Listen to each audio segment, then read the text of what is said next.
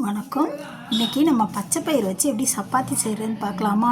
1 cup பச்சை பயிர் எடுத்து நான் நைட்டு ஃபுல்லாக ஊற வச்சுருக்கேன். அப்போ காலையில் எடுத்து அந்த பச்சை பயிரை நான் மிக்ஸி ஜாரில் போட்டுக்கிட்டு ஒரு 4 பல் பூண்டு, ஒரு துண்டு இஞ்சி, 2 பச்சை மிளகாய் எடுத்து அரிஞ்சு போட்டிருக்கேன், 1 கப்பு வெங்காயம் அரிஞ்சு போட்டிருக்கேன், 1 ஸ்பூன் சோம்பு போட்டுக்கிட்டேன்.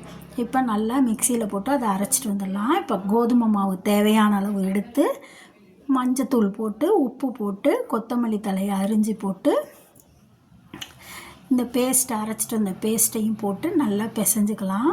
இப்போ தண்ணி ஊற்ற தேவையில்லை. இதில் எவ்வளோ தண்ணி இருக்கோ அந்த அளவுக்கு பிணைஞ்சிட்டு அதுக்கப்புறம் தேவையான அளவு தண்ணி தெளித்து கொஞ்சம் கொஞ்சமாக தெளித்து பிணைஞ்சிக்கலாம். இந்த சப்பாத்தியில் ப்ரோட்டீன் அதிகமாக இருக்குது. உங்களுக்கே தெரியும் பச்சை பயிரில் எவ்வளோ ப்ரோட்டீன் இருக்குதுன்னு. இந்த சப்பாத்தி நம்ம நார்மலாக 2 சாப்பிட்டா, இது 1 சாப்பிட்டாலே போதும், நல்லா ஃபுல்ஃபில் ஆயிடுது. இது குழந்தைங்களுக்கு கொடுத்தா கொஞ்சமாக அவங்க சாப்பிட்டா கூட நல்லா சத்தாக இருக்கும். இந்த மாதிரி நல்லா பிசைஞ்சு கொஞ்சம் எண்ணெய் தடவி நல்லா ஒரு 1/2 மணி நேரம் ஊற வச்சிடலாம். ஊற வச்சுட்டு அதுக்கப்புறம் எடுத்து நம்ம சப்பாத்தியை திரட்டலாம்.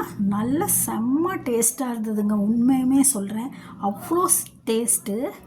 இந்த மாதிரி நம்ம அப்போ ஊற வச்சதுக்கப்புறம் நம்ம எடுத்து எப்போதும் போலவே சப்பாத்தியை திரட்டி எப்போதும் போல் தோசை கல்லில் போட்டு எடுக்கலாம். குழந்தைங்களுக்கெல்லாம் இப்போ ப்ரோட்டீன் கொடுக்கறது இப்போ இருக்க காலகட்டத்தில் அதுங்க எதுவுமே ஒழுங்காக சாப்பிடவே மாட்டேங்குதுங்க. அதுங்களுக்கெல்லாம் இந்த மாதிரி ஏதாவது செஞ்சு கொடுத்தா தான் நல்லபடியாக சாப்பிட்றாங்க.